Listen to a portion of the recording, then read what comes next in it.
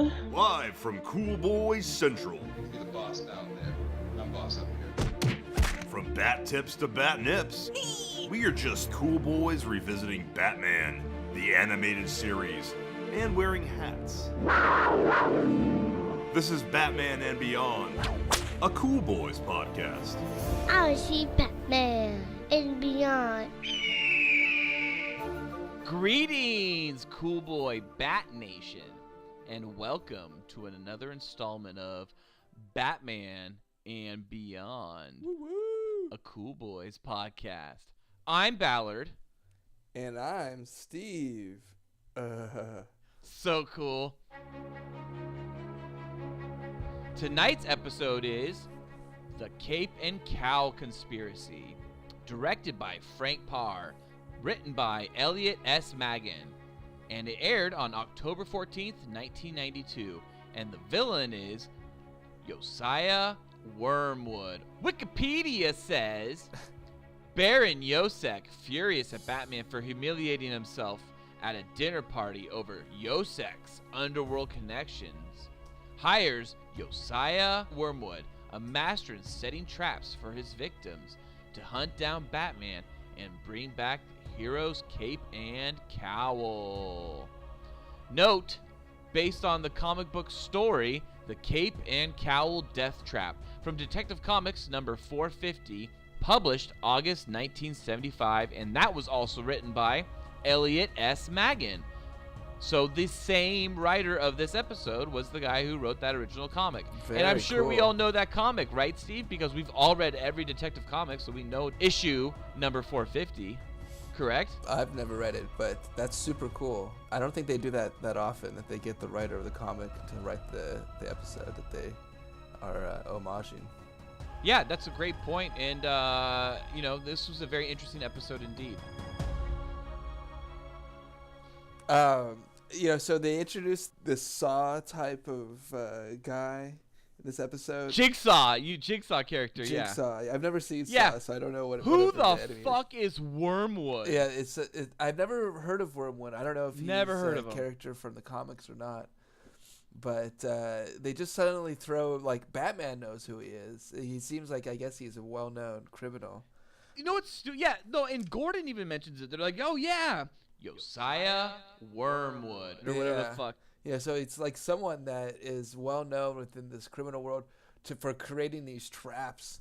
He's definitely, yeah, you're right, the Jigsaw. It's stupid because, you know what? We should have just had this episode postponed. The storyline should have been postponed to down the road. And this should have been a Riddler episode. Oh, yeah. It definitely felt like this was... I thought this was going to originally, I think as a kid, or maybe even rewatching it now, like, turn into some sort of more of a villain, not just like Wormwood. I thought watching it this time for this episode, this recording, I popped this on. I was like, The Cape and the Cowl Conspiracy. I don't remember this one. Okay, well, this will be interesting.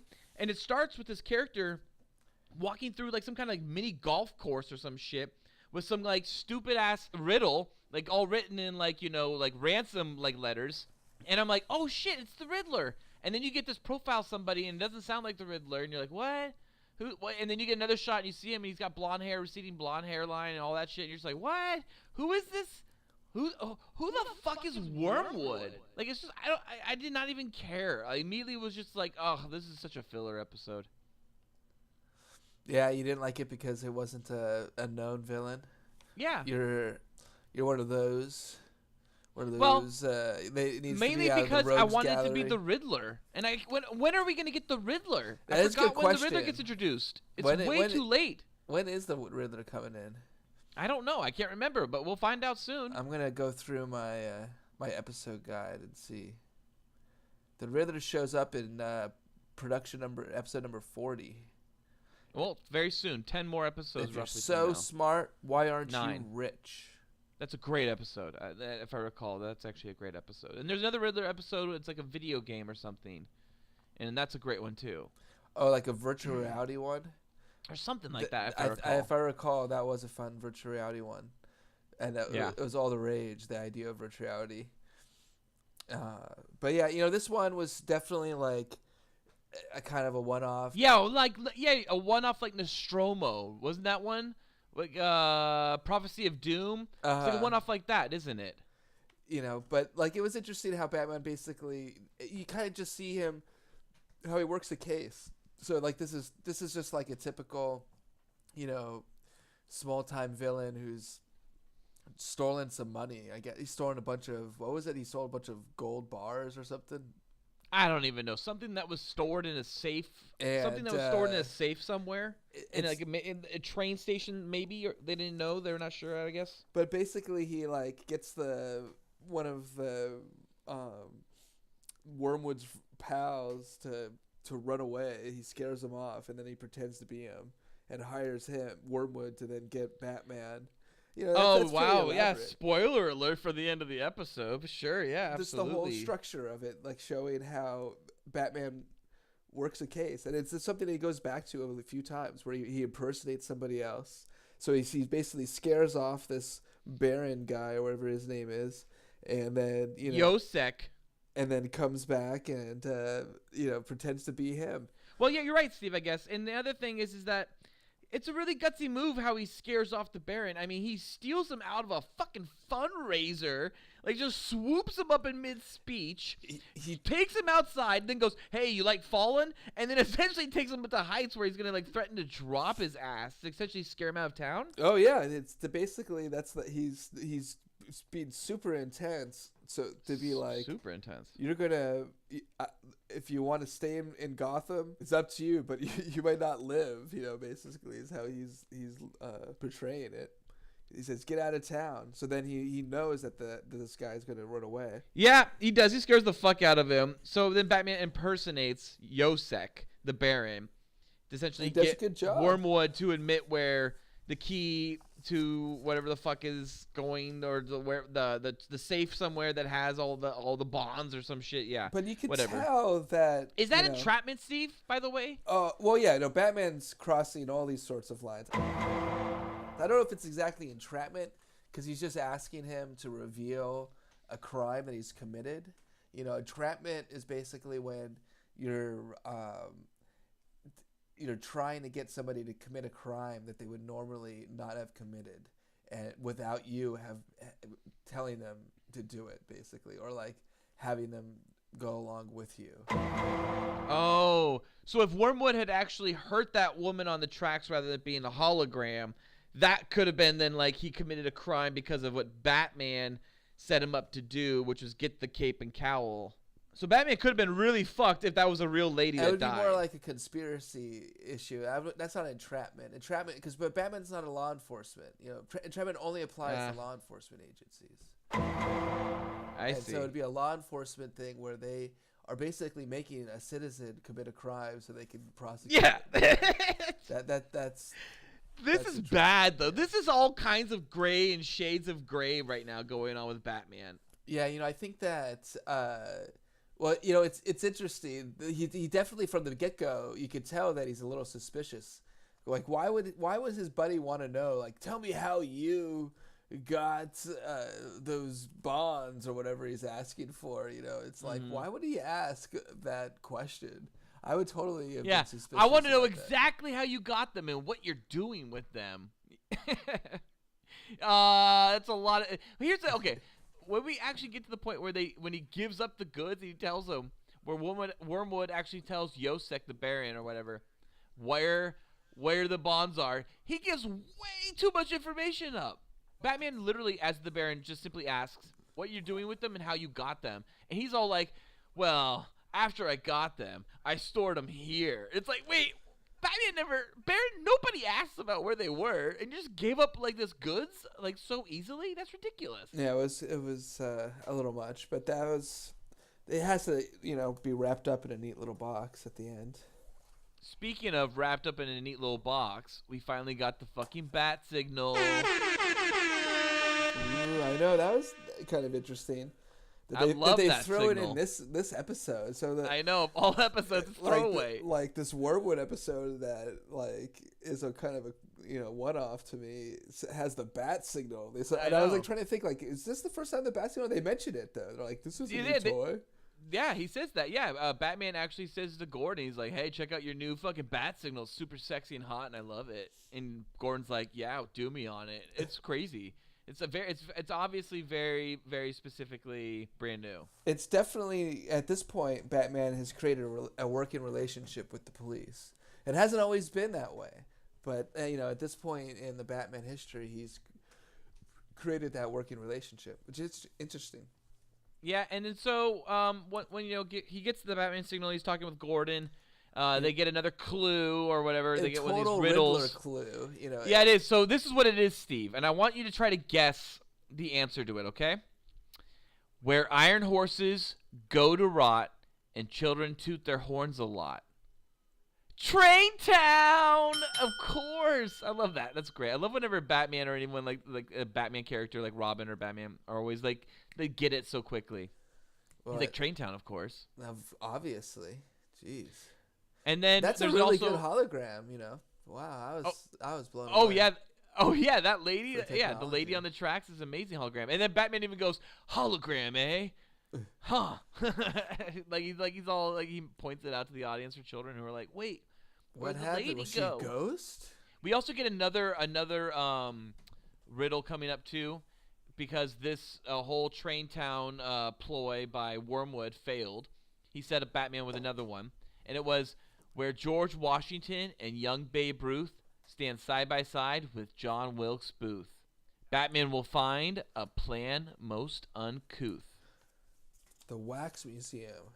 The De La Rue's Wax Museum, Steve. That's right. Obviously. That's absolutely right. And Steve, one of my favorite things about this wax museum, they have the best light bulb ever that they have unnecessarily above all the wax sculptures. They have a 20,000 watt light bulb. For the purposes of just creating a giant wax floor for some reason. I don't know. Why the fuck would you want to ever wipe out all of your statues that fast and that messily? Yeah, doesn't make any sense. That makes no sense. But at least he could read the sign, he knows he's not dreaming. Yeah, well, he knows he's not dreaming, of course, yes. Like what happened last episode with Perchance to Dream. Uh-huh. My other favorite thing about this wax museum, and something that they thought of clearly when they were putting it together. So, just in case that light bulb ever broke, they had nerve gas in the ceiling just to be released. I think that was something he rigged up. Oh, that was Wormwood? That wasn't the wax? That wasn't De La Rue? Same with this thing. Like, why is there a, steel trap? There's, steel bars. And I don't know. It definitely seemed like Wormwood came in and modified the place. Yeah, and what kind of fucking wax museum uses only one monochrome wax? Like, there's no colors here. It's all gray wax sculptures. No, that was through Wormwood's TV that you were watching right now. He was watching it through. You were seeing it through his monitor. No, because when you watch it in color, Batman, look, see, they're all gray. They're all monochrome. Well, this is like 1940s. And they're all melting. And then so Wormwood gets Batman right in the end with the nerve gas, I guess, right? If that was not De La Rue's putting in, if that was Wormwood's. He didn't want to kill him. He just wants his cape and cow. He gets it. He does. He bests Batman, but it's such a weird thing to. Batman just gets sucked under wax and he should just go for it and kill Batman at this point. If he's a real criminal, be like, I was the one that killed Batman. Yeah, well, he couldn't because Batman had a second mask. Well, wait, that doesn't. He can still kill it. No, not with the second mask, because that second mask was badass. That was a great mask. I love the Zorro second mask. I thought of it as a ninja mask or something. No, it's totally Zorro. I think it's much more of a callback to Zorro, because Batman is a creation which was inspired by Zorro, if my understanding is correct. Oh yeah. Not only by Zorro, but Zorro was a huge influence, not only in probably this character of Batman, which is what. Grey Ghost and Zorro probably. But Zorro, if I'm not mistaken, was the movie that the Waynes were walking out of that when they were killed. Right? Wasn't it The Mark of Zorro? I have no idea. I think it's The Mark of Zorro is the movie they were walking out of. But you are right. It says Bob Kane did credit Zorro as part of his inspiration for Batman. Yeah, I believe that was the case, yeah. So, whatever. So Batman gives up his cowl, and then, he ends up letting Wormwood go talk to Baron, who's him. And Wormwood gives up way too much info like we discussed. And then Batman puts on the cape and cowl, and then he fucking throws onto the table the mask that was Baron's mask, but right next to that mask is the cape and cowl on the table. Did you see that shit? Yes. That's so crazy. Isn't that crazy? It is. Why there's such bad animation on this show at times. The inconsistencies. I almost want to think that it's like a bad edit. Like the mask should have been like thrown down, and then the cape and the cowl were there, and then they cut back to Batman revealing himself standing up from the chair. But as it currently is cut, Batman stands up from the chair wearing the full cape and cowl, and then on the table when he throws down Baron's mask is the cape and cowl just fucking chilling on the table. Well, maybe he has two. Is it? Well, no, he says, like, he asks him, what are you going to do with it? And he's like, I'm going to wear it. Woo-woo. And he puts it on. And then it's like, wait, okay, maybe there are two. I'm not entirely sure what's going on here. Thank you, writers and or animators. How is he able to alter his body structure? Oh, dude, he's wearing a fat suit. Hey, he's really good. I think the most impressive thing is where is he storing this fat suit as soon as, or he I gets guess taller, too. His disrobing and robing of outfits is incredible. It is. It's an art form. I think he probably took years of lessons for it. Do you think he has a Baron costume, like next to like a Smith costume, next to like all his janitor costumes, next to like all the other random people he's ever been? The Bat Janitor is the best one. And then what ensues is a pretty good fist fight, I would have to say, between Wormwood and Batman. That is maybe this episode's saving grace for me. It's a good fist fight that ends up with him like kind of almost being thrown out of a building, and it's kind of like a fake out. Like you think he's thrown to his death because he's like, ah!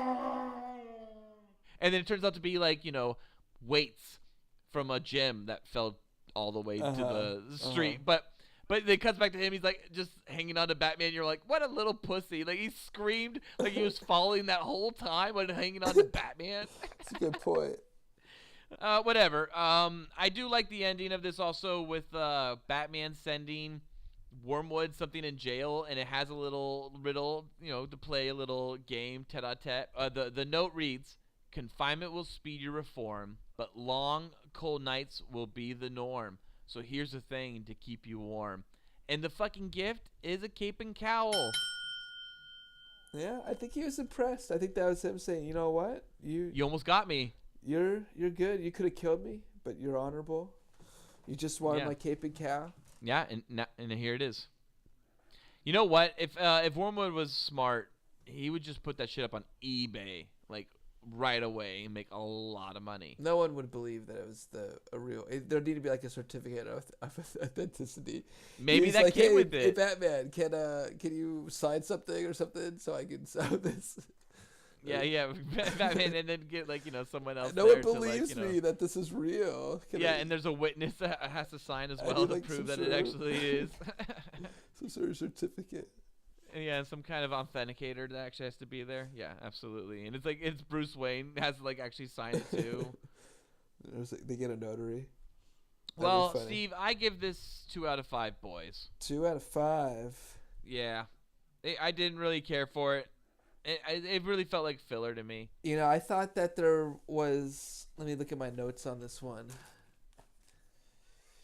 Yeah, it was pretty standard is basically what I would say.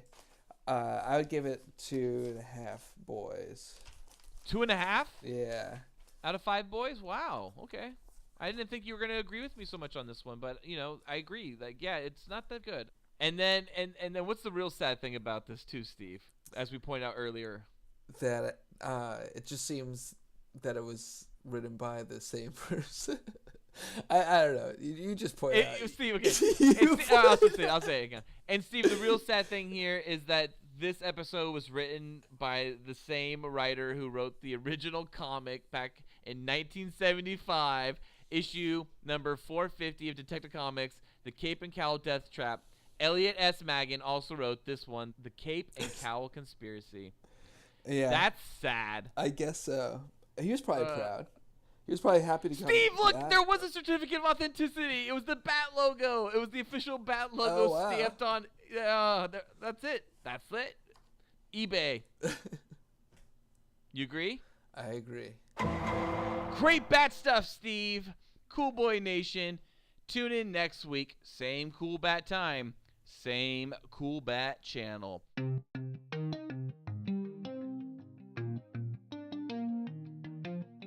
Cool Boy Bat Nation, be sure to let us bat know what you bat thought of the Cape and Cowl Conspiracy, or what your favorite bat episode is by emailing us at batmanandbeyondcoolboys@gmail.com. New episodes come out every Tuesday.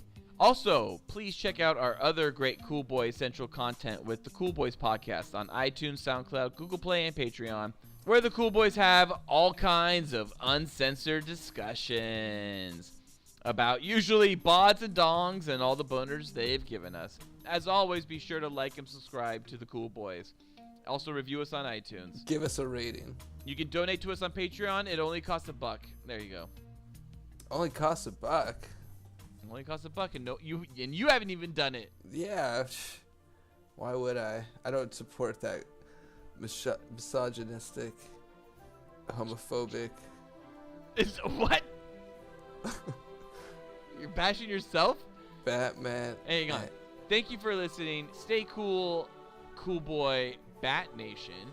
Until next time, it's Bizees from Bat Ballard. And that's Bizees from Bat Steve. So cool. Batman And beyond. Oh, yeah. Batman and beyond.